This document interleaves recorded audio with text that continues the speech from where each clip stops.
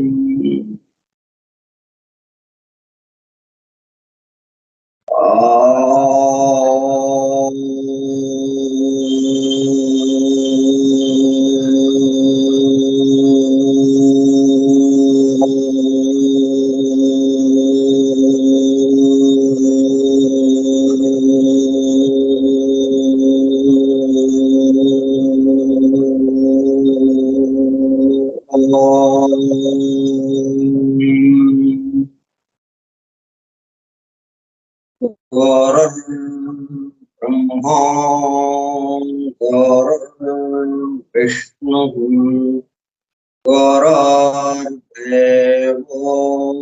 महेश्वरः गुरुः साक्षात् परं ब्रह्म तस्मै श्री गुरवे नमः। व्यासं वसिष्ठनप्तारं शक्तेः पौत्रमकल्मषम् पराशरात्मजं वन्दे सुखतातं तपोनिधिम् शुक्लाम्बरधरं विष्णुं शशिवर्णं चतुर्भुजं सन्नवदनं ध्यायेत् सर्वविघ्नोपशान्तये। अगज आनन पद्मार्कं गजाननमहर्निशम् अनेकदं तं भक्तानाम् एकदन्तमुपास्महे। वक्रतुण्ड महाकाय कोटिसूर्यसमप्रभ निर्विघ्नं कुरु मे देव सर्वकार्येषु सर्वदा। सरस्वती नमस्तुभ्यं वरदे कामरूपिणी विद्यारम्भं करिष्यामि सिद्धिर्भवतु मे सदा। ॐ भूर्भुवः स्वः ॐ तत्सवितुर्वरेण्यं भर्गो देवस्य धीमहि धियो यो नः प्रचोदयात्।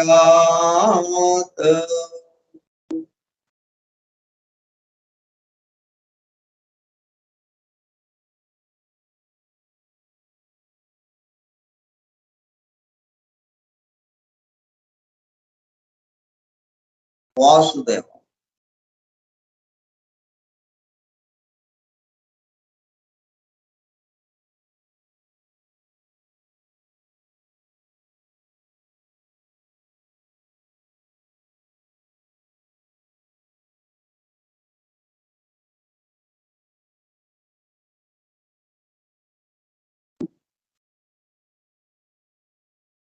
పూర్వం ఫర్ ట్రూత్ సీకర్స్, సత్యాన్వేషకుల బృందం, ఫౌండేషన్స్ ఆఫ్ ఎసోటరిక్ ఫిలాసఫీ, నిగూఢ తత్వశాస్త్ర మూలం. From the writings of H.P. Blavatsky, arranged with a foreword and notes by E.M.T.H. Hoskins. గ్రంథ పఠనము, అధ్యయనము, అవగాహన, ఆత్మదర్శనము కార్యక్రమం. 50వ పాఠము 19/7/2022 మంగళవారము సాయంత్రం 4:30 గంటలు.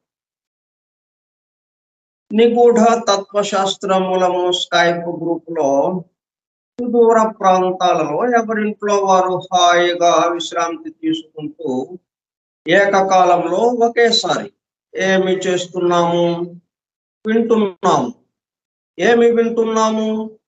శాస్త్ర సాంకేతిక రంగములలో ఎంతో వేగముగా పురోగమిస్తున్న ప్రస్తుత కాలంలోని మానవాళి అదే వేగముతో ఆధ్యాత్మిక రంగంలో కూడా పురోగమించుటకు వీలుగా ప్రపంచంలోని అన్ని జాతుల, మతముల పవిత్ర గ్రంథములలో పొడుపు కథల రూపంలో అర్థము అయి అవనట్లుగా ఉన్న సృష్టి రహస్యములను బహిర్గతం చేసి మానవాళికి అందించి వాటి అవగాహన ద్వారా ఆత్మదర్శనము పొందుట అను దివ్య ప్రణాళికను అమలు చేయుటకు పరమ గురువులచే ఎన్నుకొనబడిన మేడం హెలెనా పెట్రోవ్నా బ్లవెట్స్కీ తన జీవిత కాలమంతా శ్రమించి తన మాతృభాష కాని ఇంగ్లీషు భాషలో అత్యద్భుతముగా మానవాళికి అందించిన Isis unveiled, the secret doctrine, the voice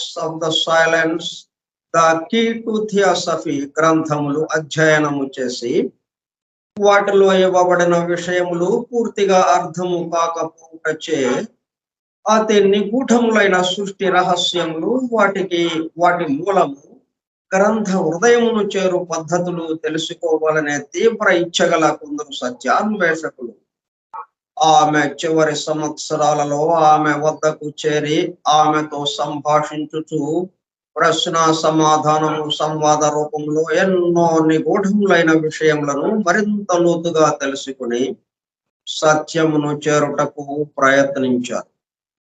ఆ ప్రసంగ విశేషాలు అన్ని వ్రాయబడి తదుపరి transactions of the Blavatsky lodge అనే గ్రంథముగా అందరికీ అందుబాటులోనికి వచ్చినది.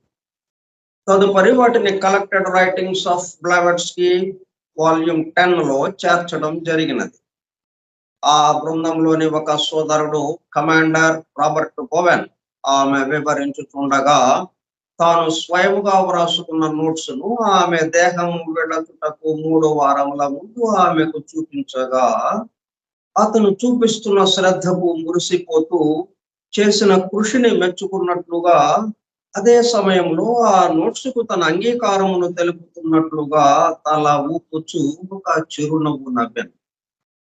తదుపరి కాలంలో మరుగున పడిపోయిన ఆ నోట్స్ ను 40 సంవత్సరముల తదుపరి వారి కుమారుడు కెప్టెన్ పిజి బోవెన్ వెలుగులోనికి తీసుకువచ్చి దివ్య జ్ఞాన అధ్యయన పరులకు భవిష్యత్తు తరాలకు ఎంతో మేలు చేశారు. ప్రథమంగా 1932 సంవత్సరంలో థియోసఫీ ఇన్ ఐర్లాండ్ మ్యాగజైన్ లో ప్రచురింపబడినది. ఆ తదుపరి madam Blavatsky on how to study theosophy అనే పేరుతో చిన్న బుక్లెట్ రూపంలో అందరికీ అందుబాటులోనికి వచ్చినది. అపార జ్ఞాన సంపదతో అలరారుతున్న గ్రంథ సముదాయములో అందించబడిన విషయముల మొత్తమునకు అసలు మూలము ఏమిటి అనే విషయము ఆకళింపు చేసుకున్నటకు ఆ గ్రంథములలోనే అక్కడక్కడ నెంబర్డ్ స్టేట్మెంట్స్ అండ్ ప్రిన్సిపల్స్ ఉదాహరించబడినవని వాటి ద్వారా మూలము వద్దకు చేరుకోవచ్చునని బ్లవెట్స్కీ తెలిపినారు. దానికి అనుగుణముగానే ఇంగ్లాండ్కు చెందిన E.M.T.H. హాస్కిన్స్ అనునామే ఆ నెంబర్డ్ స్టేట్మెంట్స్ అండ్ ప్రిన్సిపల్స్ ను ప్రధానముగా ద సీక్రెట్ డాక్ట్రైన్ నుండి 7 ముఖ్య అంశములను, ఐసిస్ అన్వైల్డ్ నుండి 10 సంక్షిప్త అంశములను సేకరించి ప్రతిదానికి తాను స్వయంగా వ్రాసుకున్న వ్యాఖ్యను జత చేస్తూ foundations of esoteric philosophy from the writings of HP Blavatsky అను పేరుతో గ్రంథముగా కూర్పు చేయడము జరిగినది. వాటితో పాటు కమాండర్ రాబర్ట్ బోవెన్ వ్రాసి బ్లవెట్స్కీ ఆమోదము పొందిన నోట్స్ ను అనుబంధము ఏగా గ్రంథము చివర చేర్చడం జరిగినది. చివరగా గ్లాసరీ పారిభాషిక పదకోశము అనుబంధము బిగా చేర్చబడినది. ఈ విధముగా దివ్య జ్ఞానమును అధ్యయనము చేయు పద్ధతులు, వాటి ద్వారా మూలమునకు చేరి అనగా సత్యమును చేరి సత్య స్వరూపులుగా మారుటకు కావలసిన ప్రేమ పూర్వక సూచనలను తెలుపుతున్న గ్రంథరాజమును పఠిస్తూ అధ్యయనము చేయుచుండగా అత్యంత శ్రద్ధాసక్తులతో మేడం హెలెనా పెట్రోవ్నా బ్లవెట్స్కీ చెప్పుతుండగా ఆమె చుట్టూ చేరిన సత్యాన్వేషకుల బృందము వలె చెవి యొగ్గి వినుచున్న అనగా ఒళ్ళంతా చెవులు చేసుకుని వినుచున్న ప్రియ సత్యాన్వేషక సోదర శ్రోతలకు నమస్కారం.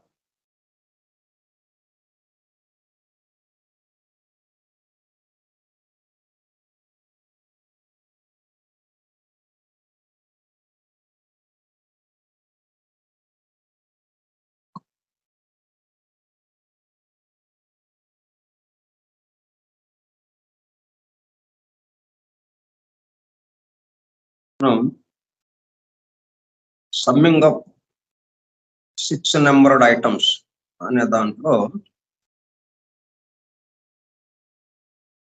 4వ ఐటమ్ ని మనం ఇప్పుడు తెలుసుకోబోతున్నాం. 3 ఐటమ్స్ తెలుసుకున్నాము, 4వ ఐటమ్ ని మనం తెలుసుకోబోతున్నాం. ఈ సమ్మింగ్ అప్ అనేది ఎక్కడ ఉంది? ఇది సీక్రెట్ డాక్టర్ లోనే ఉన్నది.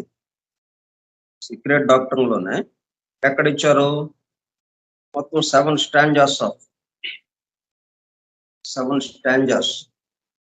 పూర్తిగా ఎక్స్ప్లెయిన్ చేసిన తర్వాత, వివరణ ఇచ్చిన తర్వాత ఇప్పుడు ఈ సమ్మింగ్ అప్ అనేది ఆ 7 స్టాంజాస్ యొక్క సంక్షిప్త రూపంగా దీంట్లో ఇచ్చారు. అయితే మనం ఏం చేస్తున్నామంటే 7 స్టాంజాస్ వివరించుకోకుండా, ఆ వివరాల్లోకి వెళ్లకుండా, ఆ ఎక్స్ప్లెనేషన్ లోకి వెళ్లకుండా దానికి సంబంధించిన సంక్షిప్తంగా ఇచ్చినటువంటి విషయాన్ని మనం ఇప్పుడు తెలుసుకుంటాం. ఇది ముందు తెలుసుకోవడం వల్ల దాంట్లో ఏముంది అనేది ముందు కొంత అవగాహన వచ్చింది. అప్పుడు దాని దగ్గరికి వెళితే స్పష్టంగా అది అవగాహన అవడానికి వీలు. ఆ గదిలో ఏముంది అని ముందే మనకి కొంత వివరణ అందజేస్తే అప్పుడు మనం ఆ గదిలోకి వెళ్ళినప్పుడు ఎక్కడ మనం గందరగోళం పడకుండా చక్కగా అది అర్థం చేసుకోవడానికి వీలు. అందుకు నావేం చెప్పిందంటే ముందు నేరుగా దాంట్లోకి వెళ్ళమాకండి, గ్రంథంలోకి వెళ్ళమాకండి.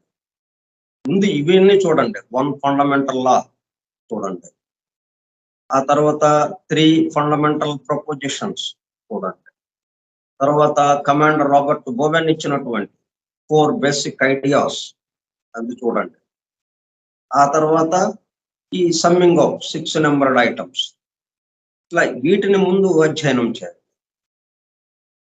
ఇవన్నీ కూడా ఈ మొత్తం సమస్త సృష్టిలోనూ ఉన్నటువంటి విషయజాలం మొత్తాన్ని చాలా సంగ్రహంగా తేలికగా అర్థమయ్యేటట్టుగా మనకి దీంట్లో ఇచ్చారు.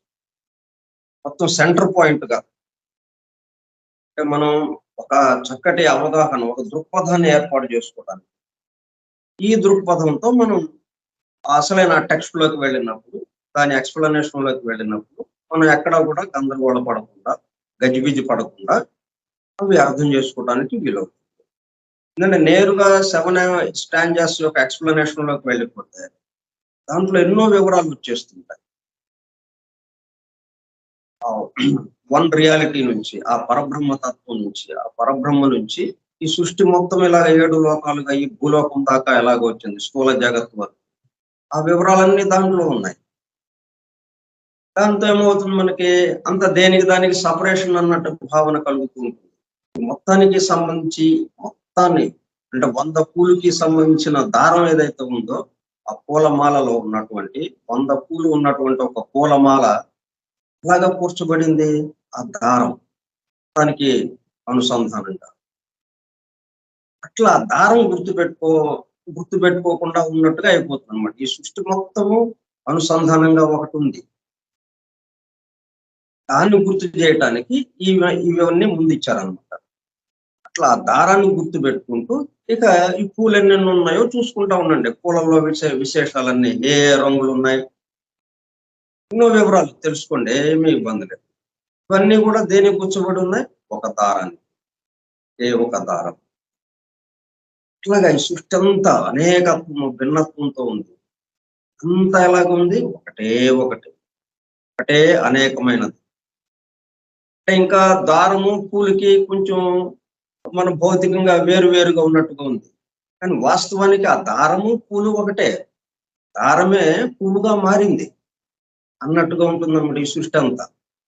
అటువంటి దృక్పథంతో మనం ఆ వివరాలు చదువుకుంటే మీరు చక్కటి అవగాహనతో ఆత్మదర్శనం పొందటానికి వీలవుతుంది.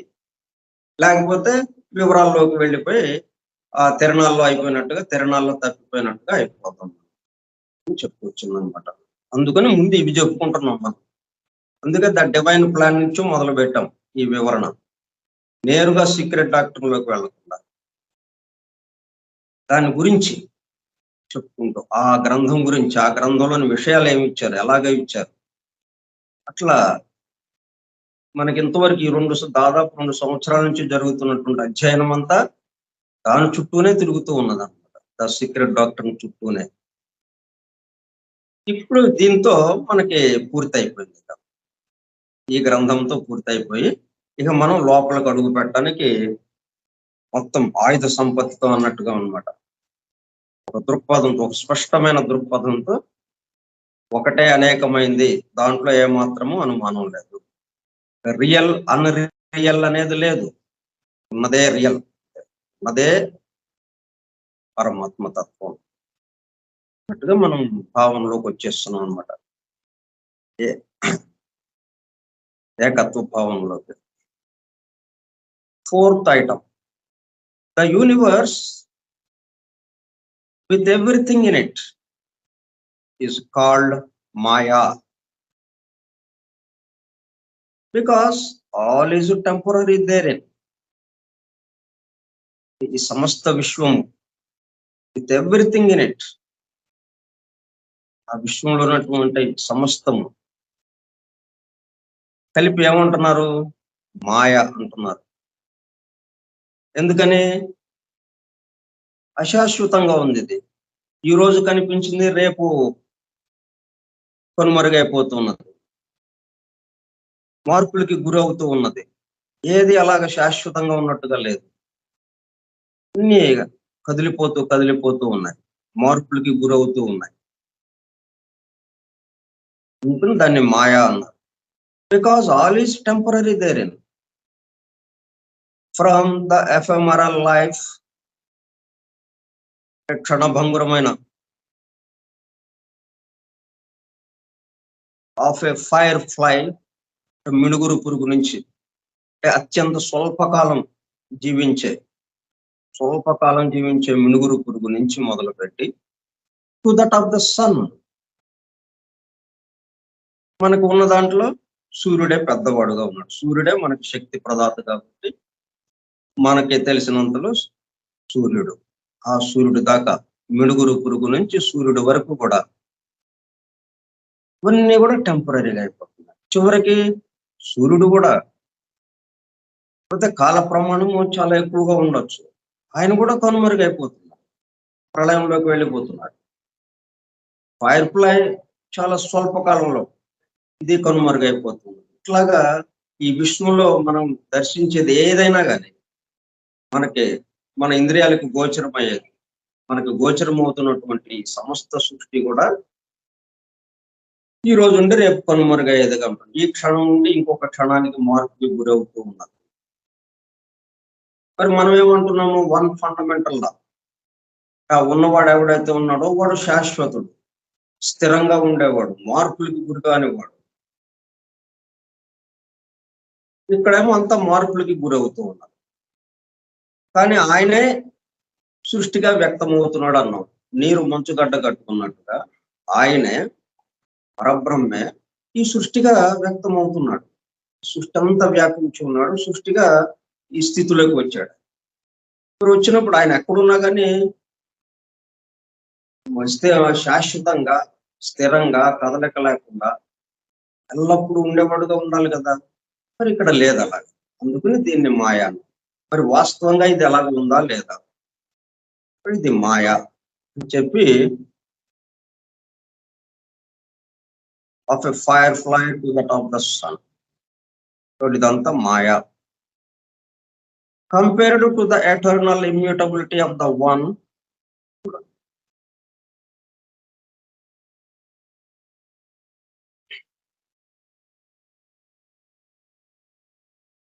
ఏ మార్పులకి గురి కానివాడు, శాశ్వతుడు, ఆఫ్ ద వన్.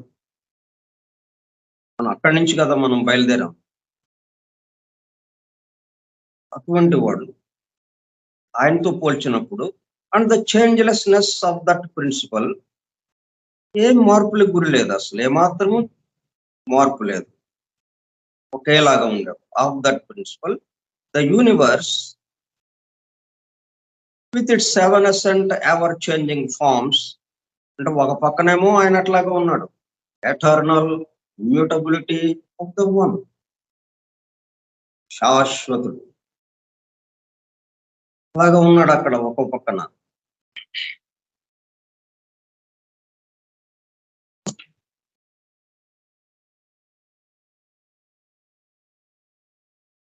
సుస్థిరము, పరిణామరహితము అయిన ఏకతత్వంతో పోల్చి చూచినప్పుడు ఒక పక్కనేమో సుస్థిరంగా, పరిణామరహితంగా, శాశ్వతంగా ఉన్న ఒక తత్వం ఏదైతే ఉందో ఒకటే ఒకటి ఒక పక్కన ఉన్నది. మనకి కంటికి కనిపిస్తున్నది ఈ సృష్టి అంతా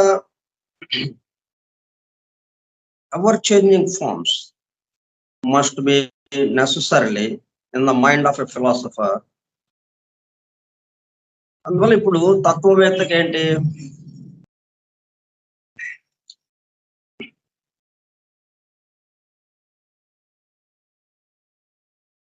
ఈ తత్వవేత్త దృష్టికి in the mind of a philosopher no better than a will-o'-the-wisp. will-o'-the-wisp అంటే ఎండమావి అన్నమాట. ఎండమావి లాగా కనిపిస్తూ ఉన్నది ఇది. కాబట్టి ఇది అసలైంది కాదు, ఇది మాయ. అంటే ఇప్పుడుండి మరుక్షణంలో కనుమరుగవుతున్నది. ఒక విధంగా మిథ్య. ఎండమావి అంటే ఏంటి, మనకి మనం నేషనల్ హైవేలో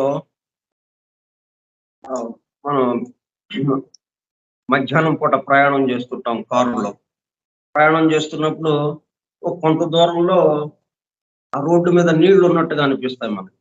నీళ్లు, అరే ఇక్కడ వర్షం పడిందా ఏంటి అనుకుంటాం మనం. అక్కడికి వెళ్ళంగానే అక్కడ ఏం లేదు. కానీ మళ్ళా ఇక్కడి నుంచి అంత దూరంలో మనం చూసాము ఆ నీటిని, మళ్ళీ అక్కడి నుంచి అంత దూరంలో మళ్ళా నీరు కనిపిస్తూ ఉంటుంది. ఎండమాది అంటే నీరు ఉన్నట్టు భ్రమ కల్పిస్తూ ఉంటుంది, భ్రమ.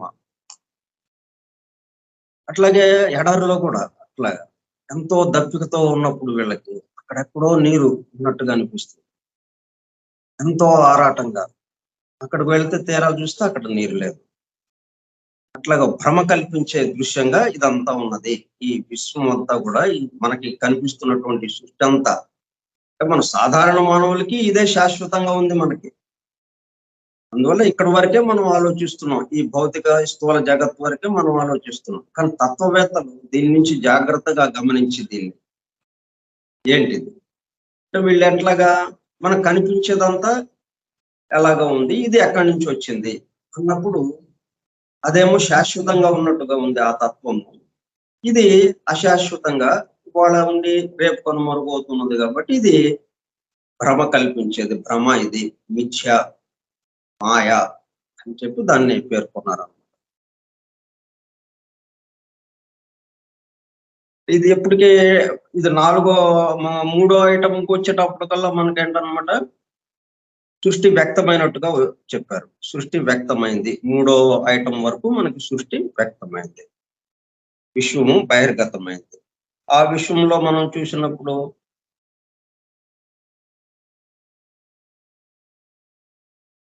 మనం 2వ ఐటంలో చూసినప్పుడు it is latent in every atom in the universe and is the universe it self.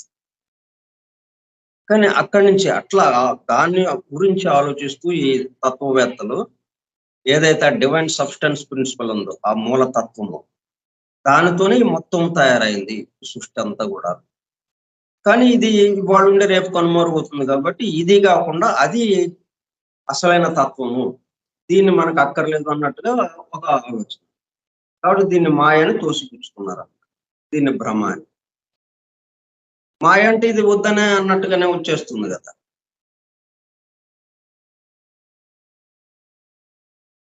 అయితే ఈ మాయనే పట్టుకొని మనం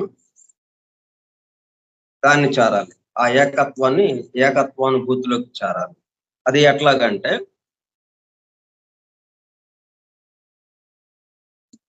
ఈ విశాలమైన ప్రకృతిలో మనము ప్రతి విషయమును పరికించుచున్నాము.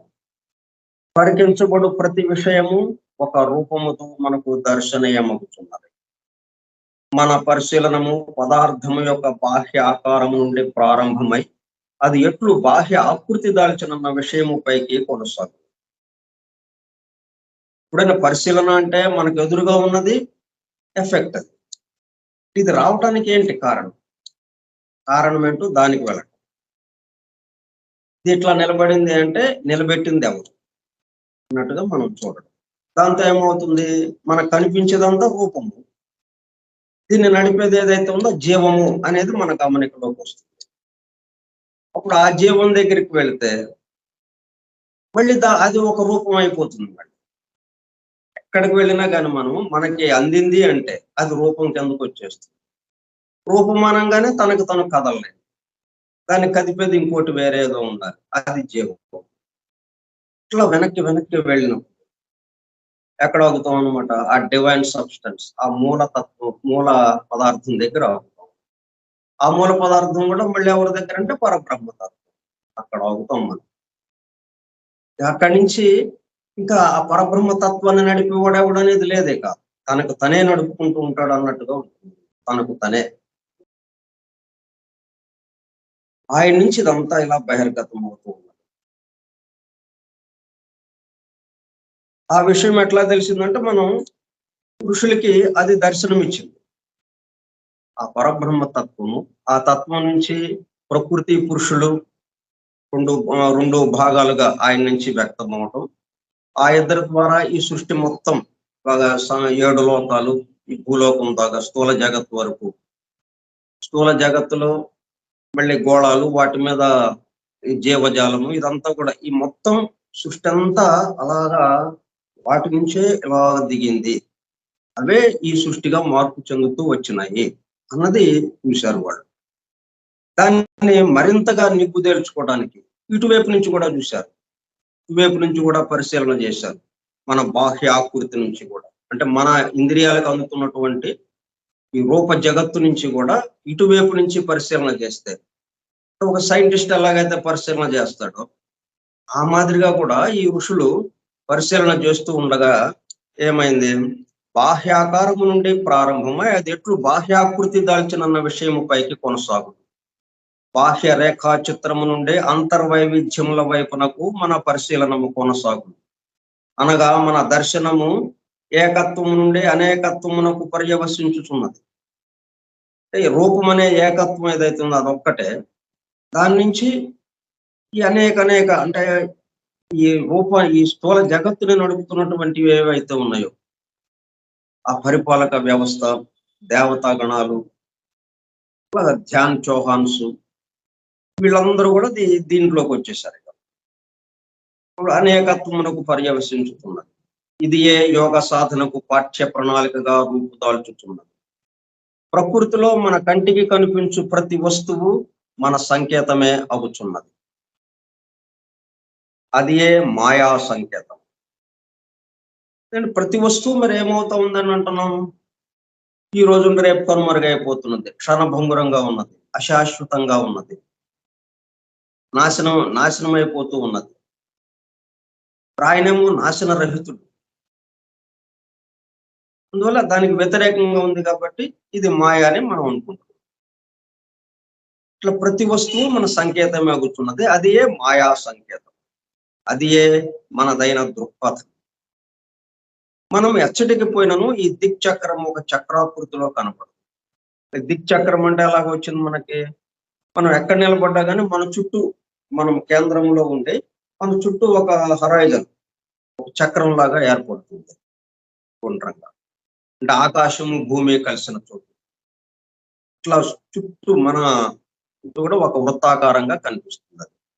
ఆ వృత్తానికి మనం కేంద్రంగా ఉంటాం. చూసే వాళ్ళం ఎవరైతే ఉన్నామో మనం కేంద్రంగా ఉంటాం.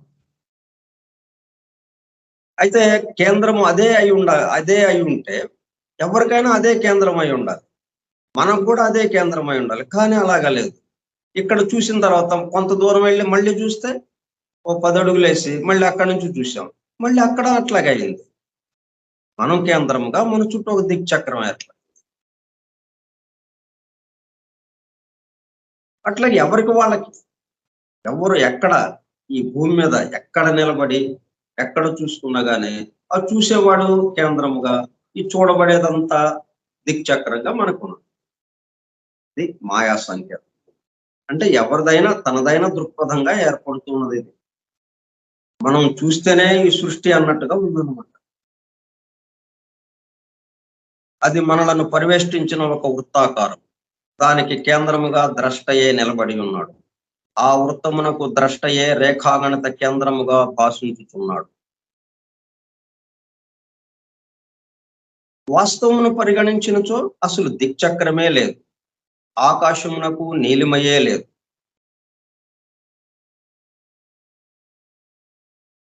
ఈ సూక్ష్మాంశములు సాధకునకు ఏ ప్రయోజనము చేకూర్చవు. మనలను పర్యవేష్టించిన మాయా గర్భమందు శాశ్వత సత్యము దాగి ఉంది.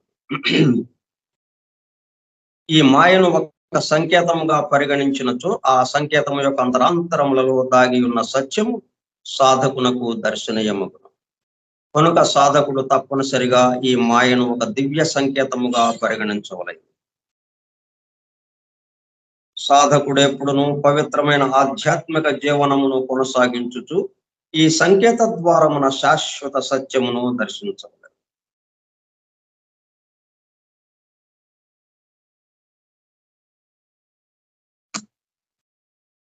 కాబట్టి మాయ ద్వారా, ఆ మాయ అనే దాన్నే ఒక సంకేతంగా తీసుకుని అక్కడి నుంచే మనం ఆ సత్యాన్ని దర్శించడం. ఎందుకంటే సత్యం లేకుండా ఈ సృష్టి లేదు. మనకు కనపడే ప్రతి వస్తువు, ప్రతి అణువణువు ఆయన ఈ స్థితికి దిగిందే కానీ ఇంకొకళ్ళు ఎవరూ దిగలేదు.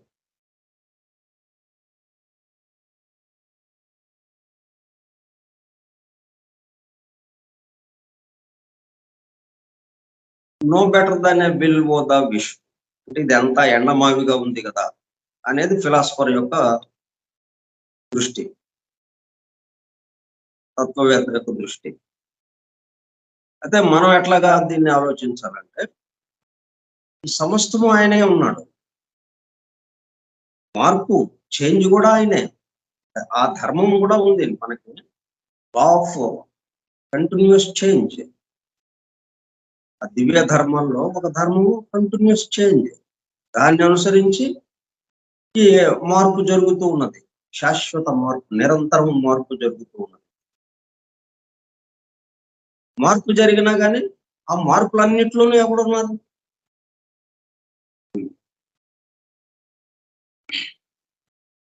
వస్తువు మనకి ఎదురుగా ఉన్నది అని అంటే అది మార్పుకు గురై ఇంకొక వస్తువుగా మారింది అన్నా కానీ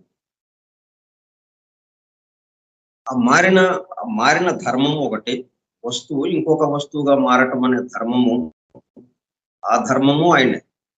అక్కడ ఆ వస్తువుగా ఇక్కడ ఈ వస్తువుగా ఉన్నాడు. కాబట్టి అక్కడ ఉన్నది ఇక్కడ ఉన్నది ఇద్దరు ఆ రెండు వస్తువులను ఉన్నది ఒకడే.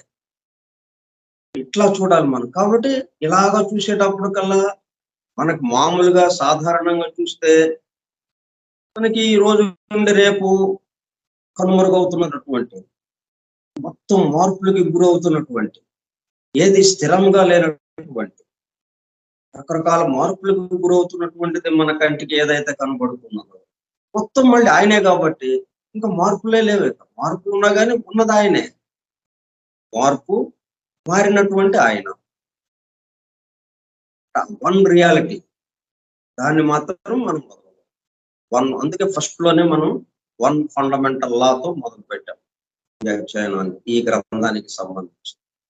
వన్ ఫండమెంటల్ లా అనే తాళం చెవిని మన చేతిలో పెట్టుకోవాలి. అప్పుడు ఏమవుతుంది?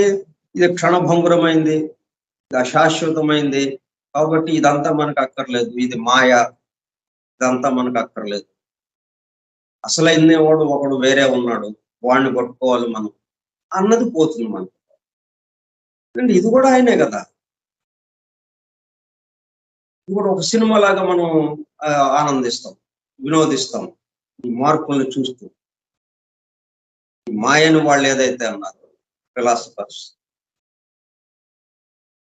దీన్ని మనం ఆనందిస్తాం. ఆయనే మొత్తం కనిపిస్తున్నాడు మనకి.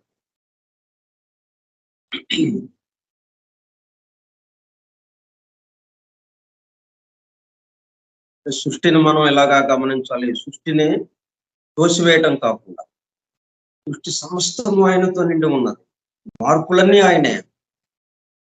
శాశ్వతం అని ఏదైతే అనుకుంటున్నామో ఇవన్నీ కూడా ఆయనకి సంబంధించినవే కాబట్టి ఆయనగానే మనం పరిగణిస్తూ మన కర్తవ్యాన్ని మనం నిర్వహిస్తూ వెళ్ళడం. ఈ సృష్టిని సృష్టించింది ఎవరు? మరి ఆయనే కదా. ఆయనే సృష్టిగా దిగి వచ్చాడు. దిగి వచ్చినప్పుడు దీన్ని తోసివేయమని కాదు కదా, దీంట్లో ఏకత్వాన్ని దర్శించమని. ఇన్నిటిలో, ఇంత వైవిధ్యంలో, ఇంత అనేకత్వంలో, ఇంత భిన్నత్వంలో మరలా క్షణభంగురంగా ఉండేవి, వాళ్ళు ఉండి రేపు కనుమరుగయ్యేవి. అట్లాంటి కూడా మొత్తంలో కూడా మళ్ళీ ఎవరు కనబడాలి మనకు, ఎవరిని దర్శించాలి మనం, ఎవరిని అనుభూతి చెందాలి, దానికోసం ఇచ్చారు ఇది. ఈ అనేకత్వాన్ని చూస్తూనే ఆ ఏకత్వాన్ని దర్శించడం, అనుభూతి చెందడం.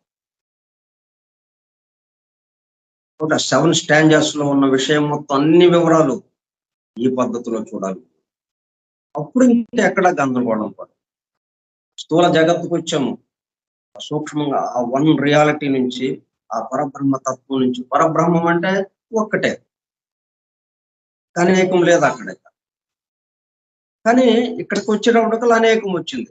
ఆయనలో అనేకం లేకపోతే, ఆయనలో అశాశ్వతం లేకపోతే, ఆయనలో నశించడం అనేది లేకపోతే ఇవన్నీ ఇక్కడ ఎలాగా నశిస్తాయి, ఎలాగా అనేకంగా ఉంటాయి? ఇవన్నీ కూడా ఆయనలో తత్వాలుగా ఉన్నాయి, ధర్మాలుగా ఉన్నాయి. అవే ఇక్కడికి వచ్చేటప్పటికల్లా స్థూల జగత్కి ఈ స్థితికి వచ్చేటప్పటికల్లా అవన్నీ బాహ్యాకృతిని దాచి, అవన్నీ ఇలాగా సినిమా లాగా మనకి మన ముందు దర్శనం ఇస్తూ ఉన్నాం. ఇప్పుడు మనం ఆ 7 స్టాంజర్స్ లో ఆ బ్రహ్మలోకం నుంచి, ఆ సత్యలోకం నుంచి, ఆ తుర్యాత్మక లోకం, ఆధ్యాత్మిక లోకం, బుద్ధి లోకం, మానసిక లోకం, కామలోకం, స్థూల లోకం, ఇట్లాగ వచ్చినాయి ఒకదాని నుంచి ఒకటి. ఎన్నో 7 లోకాలు అనగానే 7 లోకాలు, అనేక మంది జీవులు, వీటన్నిటిని నిర్వహించడానికి ఎంతో మంది దేవతాగణం, ఇవన్నీ ఉన్నా కానీ అంతా ఒక్కడే నిర్వహిస్తున్నాడు అన్నది మనం ఒక దృక్పథం ఏర్పాటు చేసుకోవడం, ఒక స్థిరమైన నిర్ణయం. ఆ స్థిరమైన నిర్ణయం రావడానికే ఈ గ్రంథం మొత్తం ఇచ్చారన్నమాట. మనం ఏదైతే ఈ మొత్తానికి సంబంధించి ఆ దారం ఏంటి, దారం ఇన్ని వివరాలకి సంబంధించి అంతఃసూత్రంగా ఉన్నటువంటి దారం ఏదైతే ఉందో ఆ భావం, ఆ దృక్పథాన్ని ఏర్పాటు చేసుకుని అప్పుడు మనం లోపలికి అడుగు పెట్టండి అని చెప్తున్నారు. అంతేగాని మాయని, ఈ ఈ స్థూల జగత్తుని తోసేయడం కాదు, భగవంతుని పట్టుకోవాలి మేము. అపరిమితుడు, శాశ్వతుడు అన్నట్టుగా ఆయనే చాలా గొప్పవాడు. ఈ సృష్టి అంతా ఏం లేదండి అన్నట్టుగా కాకుండా మనం సీక్రెట్ డాక్టర్ మనకి అందించినటువంటి అత్యద్భుతమైనటువంటి సత్యం ఇది కూడా ఆయనే మొత్తం ఎన్ని రూపాల్లోనూ ఇన్ని మార్పుల్లోనూ ఆ మార్పు అనే ధర్మము మారుతున్నటువంటిది సమస్తము ఒకటే తత్వం, ఒకటే పదార్థం. అప్పుడు ఇంకా మార్పులు ఎక్కడ ఉన్నాయి మనకైతే లేదు. ఇంకా మాయ ఎక్కడ ఉంది లేదు. మాయ కూడా ఆయనే అనేసాం మనం. మాయ కూడా ఆయనే.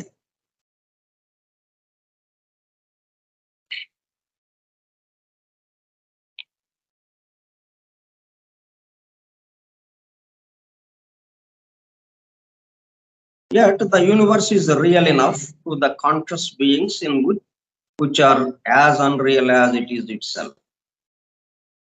అయితే మనకి ఈ స్థూల జగత్తులో నివసిస్తున్నటువంటి జీవులు ఎవరైతే ఉన్నారో వాళ్ళకి మాత్రం ఈ స్థూల జగత్తు చాలా నిజమైనదిగా, యథార్థంగా, వాస్తవంగా ఉన్నదన్నట్టుగా అనిపిస్తుంది. అంటే వాళ్ళేంటి, ఆయన ఇక్కడ మారాడు అన్న భావన లేదు. ఇట్లా స్థూల జగత్తు సత్యంగా ఉంది, మనకి ఇదే కరెక్ట్, ఇదే వాస్తవము, ఇదే యథార్థము అని స్థూల జగత్తులోని జీవులు ఎవరైతే ఉన్నారో, ఈ విశ్వంలోని జీవులు, వాళ్ళకి విశ్వము రియల్ గా ఉంటుంది, ఇది వాస్తవంగా యథార్థంగా ఉంటుంది. అయితే ఏ భావంతో ఇంతవరకే వాళ్ళు ఆలోచిస్తారు. ఈ పంచేంద్రియాలకి ఏదైతే అందుతుందో అంతవరకే వాళ్ళు ఆలోచిస్తూ ఈ బాహ్యాకృతిగా ఉన్నటువంటి దీన్ని మాత్రమే ఇదే నిజం అన్నట్టుగా వాళ్ళు భావన చేస్తుంటారు.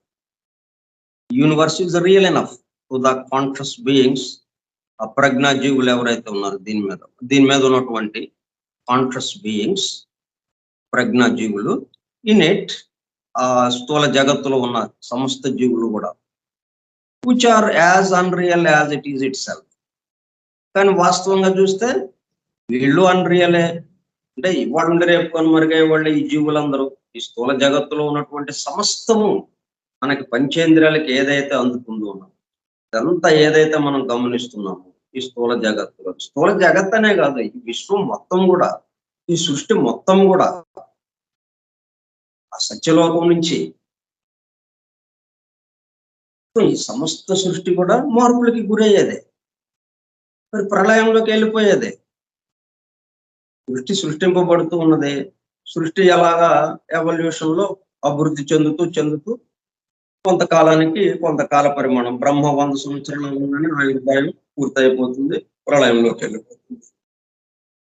మళ్ళీ అంతేకాలం ప్రళయంలో ఉండి మరలా పుట్టుకొస్తూ ఉన్నది. అంటే సృష్టి ప్రళయము బ్రహ్మలోకం నుంచి, అంటే సమస్త సృష్టి ఇక్కడ ఉండటం లేదు, శాశ్వతంగా ఉండటం లేదు. కాబట్టి స్థూల జగత్ అనే కాదు, అసలు ఈ సృష్టి మొత్తం కూడా, ఈ విశాల విశ్వం మొత్తము కూడా అన్రియలే ఇట్లాగా ఆలోచిస్తే. ఎందుకంటే ప్రళయంలోకి వెళ్ళిపోతుంది కాబట్టి దాంట్లో ఉన్న జీవులు ఎవరైతే ఉన్నారో వాళ్ళకి మాత్రం అది రియల్ గా ఉన్నట్టుగా భావన కలిగిస్తున్నది. ఎందువల్లంటే ఆ మాయా సంకేతం, ఆ మాయ వల్ల ఇదే, అంటే ఇక్కడతో ఇది ఎట్లాగొచ్చింది అన్న ప్రశ్న రాలా వాళ్ళకి. ఇది ఎలాగొచ్చింది అంటేనేమో వన్ రియాలిటీ అది ఉందో అది అందుతుంది, అంటే దీన్ని నడుపుతున్నది ఎవరు అన్నది. అట్లా కాకుండా మనకు ఎదురుగా ఉన్నదే సత్యము, మనకు ఎదురుగా ఇదంతా జరిగేదే యథార్థము అన్నప్పుడు ఇదే రియల్ అన్నట్టుగా, ఈ విశ్వాన్నే వాస్తవంగా యథార్థంగా ఉంది అన్నట్టుగా, సత్యముగా ఉంది అన్నట్టుగా, ఈ జగత్తే సత్యము అన్నట్టుగా వాళ్ళు ఆలోచిస్తూ ఉంటారు, వాళ్ళ భావన కలుగుతూ ఉంటుంది. అదేంటి, పూర్తిగా భౌతిక స్థాయిలో మాత్రమే.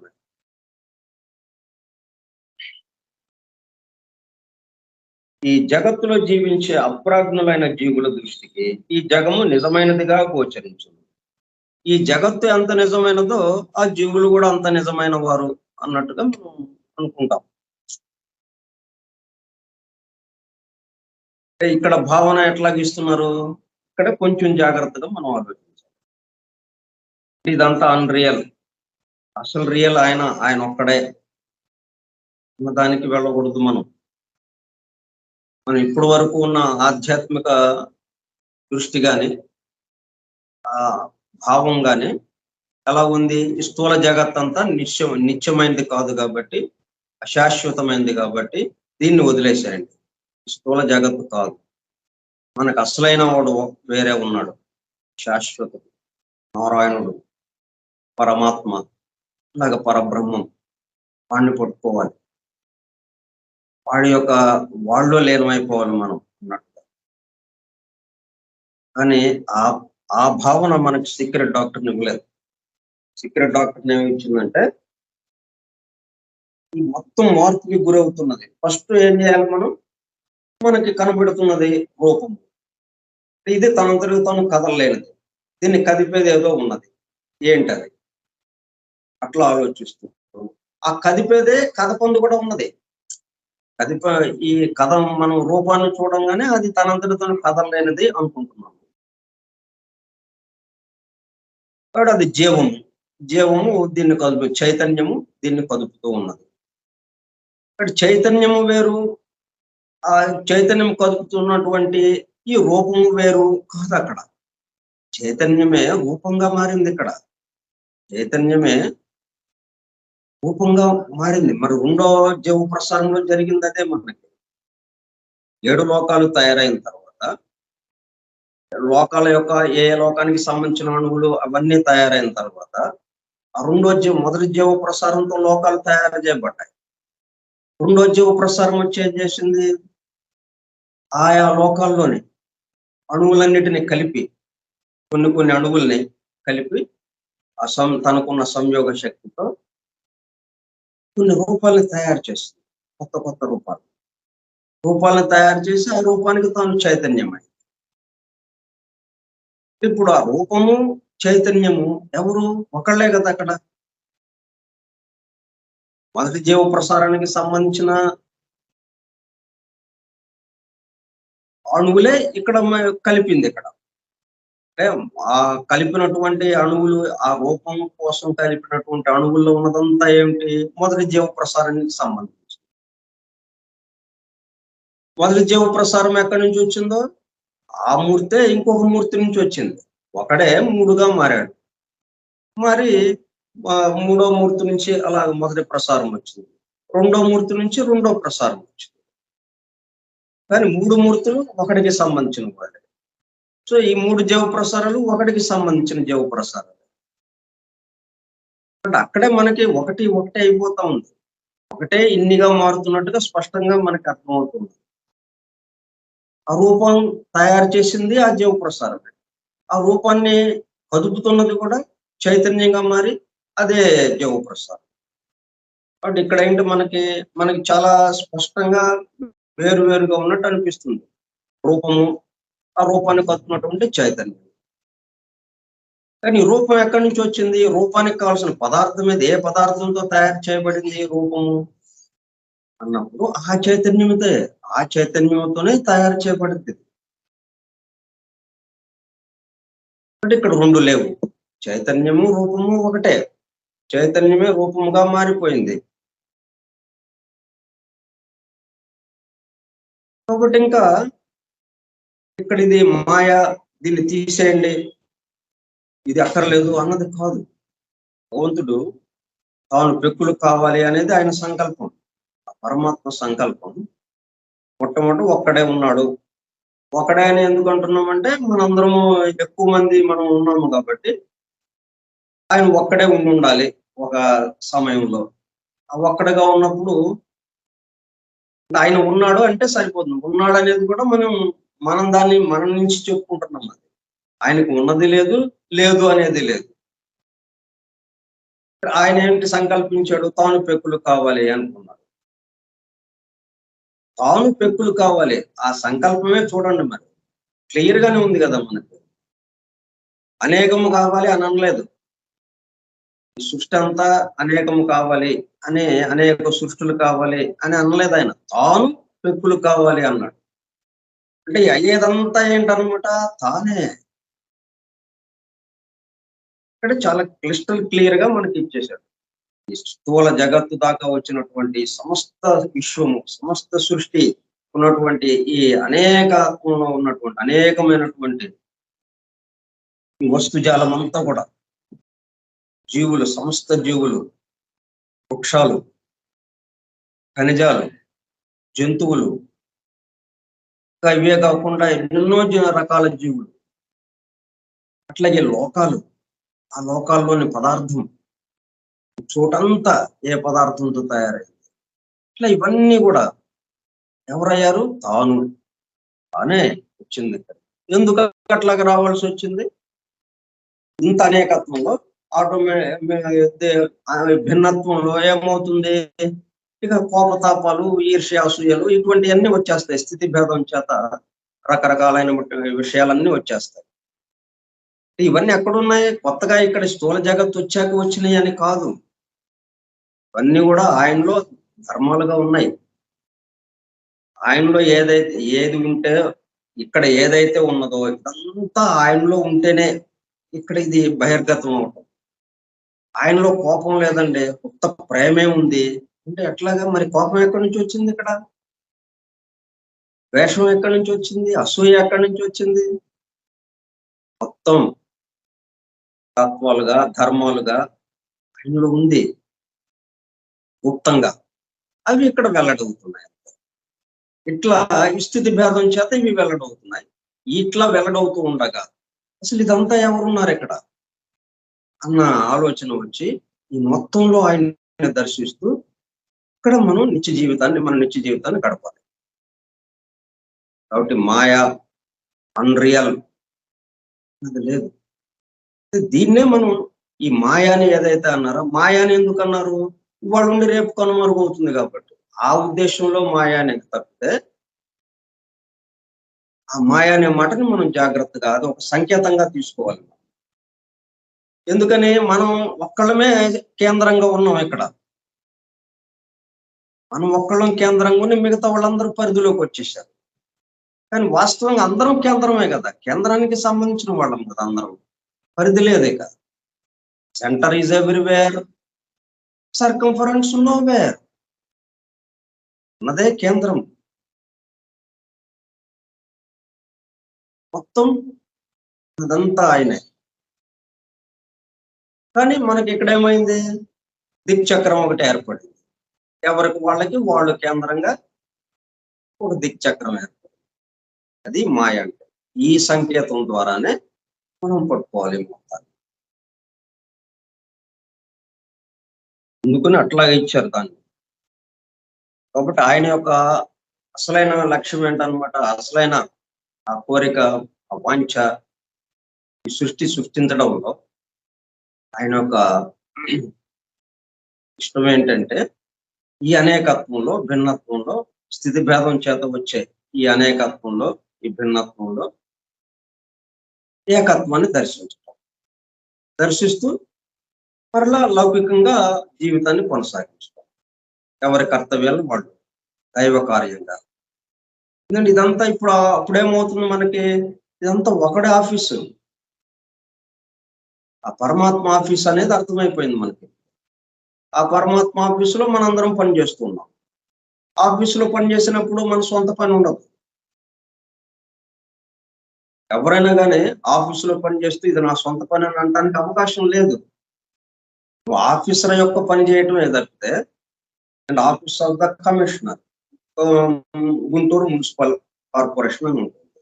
కాబట్టి నువ్వు వెళ్ళి పనిచేసింది ఎవరికి? కమిషనర్కి పని చేస్తున్నావు. కమిషనర్ దేనికో అది వేరే తర్వాత సంగతి, తర్వాత వస్తుంది అది. కానీ మనం మాత్రం కమిషనర్కి పని చేస్తుంటాం. కమిషనర్ కోసం చేయటం. నీ సొంత పని అంటానికి అవకాశం లేదు. అట్లాగే ఇది ఆఫీస్ ఆఫ్ ద పరమాత్మ. మొత్తం పరమాత్మ ఆఫీస్ ఇది. ఆయన కార్యాలయంలో మనందరము ఉద్యోగులుగా ఉన్నాం.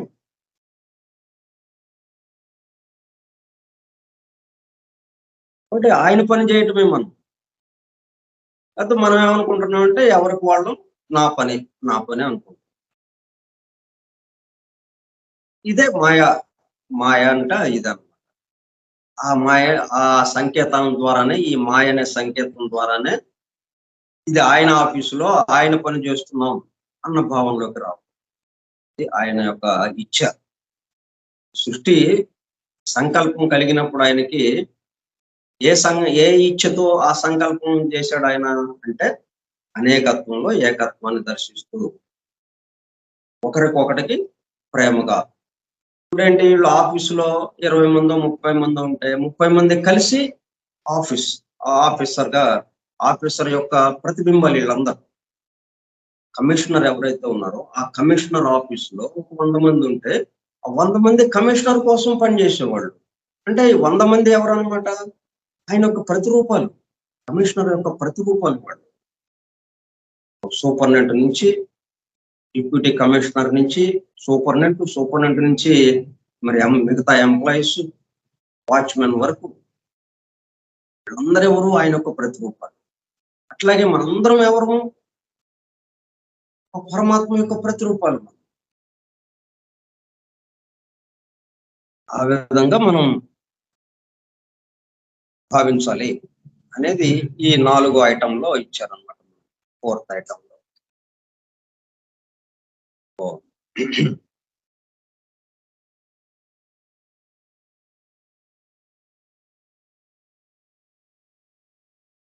అంటే సృష్టి వ్యక్తమవుతున్న కొద్ది మనకి కొంచెం గజిబిజి గందరగోళం తయారవుతుంది. దీన్ని జాగ్రత్తగా ఆలోచిస్తూ ఈ రూప జగత్తు నుంచి విడిపడి ఈ రూప జగత్తును నడుపుతున్నటువంటి చైతన్యం ఏదైతే ఉందో ఆ చైతన్యాన్ని పట్టుకుందాం. ఆ చైతన్యమే రియలు, ఈ రూప జగత్తంతా అన్రియలు అన్నది అక్కర్లా మనకి. రియల్ అన్రియల్ లేదు, ఉన్నదే రియల్, ఉన్నదే ఆయన, అంతే యథార్థం, వాస్తవం. ఉన్నదంతే, ఉన్నదే అంతే ఆయన, సమస్తము ఆయన. ఆయన ఒక ప్రతిరూపాలం మనం. ఆయన కింద పని చేస్తున్న వాళ్ళం. ఆయన ఒక ప్రతిరూపాలుగా ఇక్కడ ఆయనకి పని చేసి పెడుతున్నాం మనం. ఆ భావనగా రావాలి. నెక్స్ట్ 5th ఐటమ్ రేపు చెప్పుకుందాం. స్వస్తి ప్రజాభ్యః పరిపాలయంతాం న్యాయేణ మార్గేణ మహీం మహీషాః గోబ్రాహ్మణేభ్యః శుభమస్తు నిత్యం. లోకాః సమస్తాః సుఖినో భవంతు. లోకాః సమస్తాః సుఖినో భవంతు. లోకాః సమస్తాః సుఖినో భవంతు. ఓం శాంతి శాంతి శాంతి.